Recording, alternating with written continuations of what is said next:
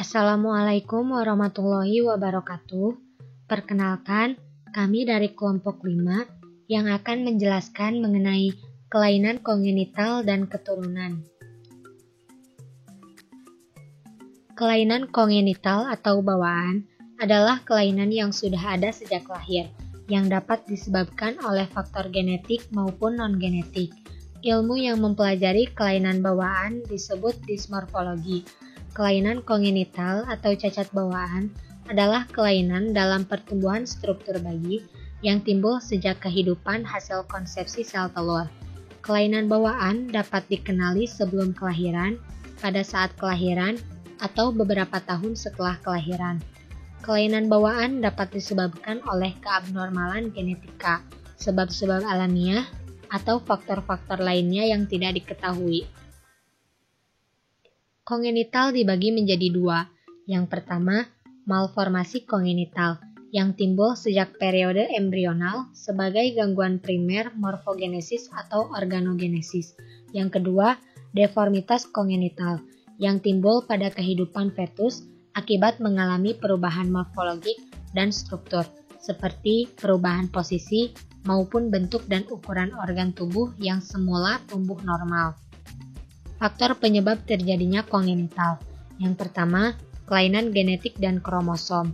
Kelainan genetik pada ayah atau ibu kemungkinan besar akan berpengaruh atas kelainan kongenital pada anaknya. Yang kedua, faktor mekanik. Tekanan mekanik pada janin selama kehidupan intrauterin dapat menyebabkan kelainan bentuk organ tubuh hingga menimbulkan deformitas organ. Yang ketiga, faktor infeksi.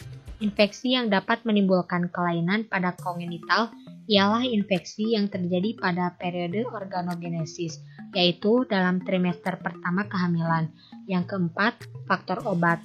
Beberapa jenis obat tertentu yang diminum wanita hamil pada trimester pertama kehamilan diduga sangat erat hubungannya dengan terjadinya kelainan kongenital pada bayinya.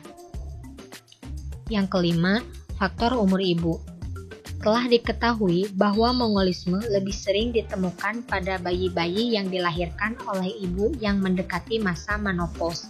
Yang keenam, faktor hormonal. Faktor hormonal diduga mempunyai hubungan pula dengan kejadian kelainan kongenital. Yang ketujuh, faktor radiasi.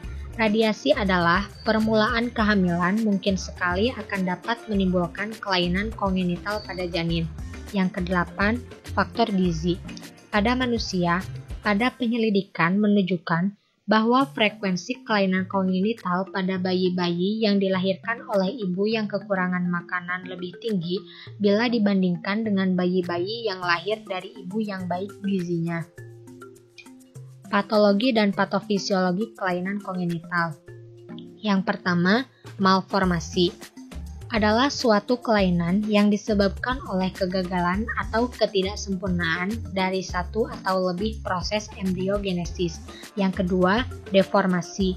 Deformasi didefinisikan sebagai bentuk, kondisi, atau posisi abnormal bagian tubuh yang disebabkan oleh gaya mekanik sesudah pembentukan normal terjadi. Misalnya, kaki bengkok atau mikrognathia, mandibula yang kecil. Yang ketiga, displasia, kerusakan kelainan struktur akibat fungsi atau organisasi sel abnormal mengenai satu macam jaringan di seluruh tubuh. Sebagian kecil dari kelainan ini terdapat penyimpangan biokimia di dalam sel. Yang keempat, disrupsi.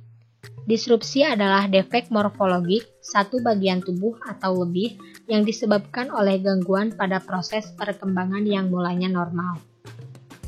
Pencegahan kelainan kongenital. Yang pertama, tidak merokok dan menghindari asap rokok. Yang kedua, menghindari alkohol. Yang ketiga, menghindari obat terlarang. Yang keempat, memakan makanan yang bergizi dan mengkonsumsi vitamin prenatal. Yang kelima, melakukan olahraga dan istirahat yang cukup. Yang keenam, melakukan pemeriksaan prenatal secara rutin. Yang ketujuh, mengkonsumsi suplemen asam folat. Yang kedelapan, menjalani vaksinasi sebagai perlindungan terhadap infeksi. Yang kesembilan, menghindari zat-zat yang berbahaya seperti alkohol, kokain, merkuri organik, tetrasiklin, thalidomide, asam valproat, infeksi, dan radiasi. Sekian dari presentasi kami ucapkan terima kasih.